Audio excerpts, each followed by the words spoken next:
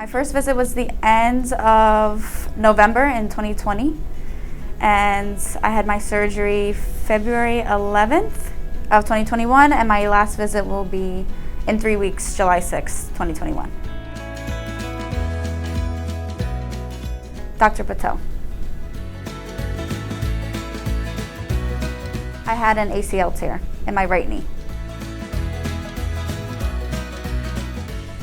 It was great. I mean, considering that it was an injury, it was my first injury, my first surgery that I've ever had in my life, and the whole entire experience made me feel extremely comfortable. I feel like Dr. Patel gave me complete transparency into everything that I was getting done. I felt like I was in great hands. Even the day of surgery, I was extremely nervous, and every single person that I came in contact with that day made me feel so safe and so comfortable and give me a breakdown of exactly what was happening in the procedure.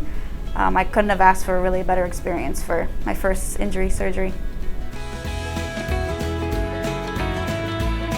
Great, I feel great. I went through physical therapy and I feel like it really helped. I'm still working on getting the strength back in my knee, but I feel like I almost didn't even have surgery, honestly. 100%.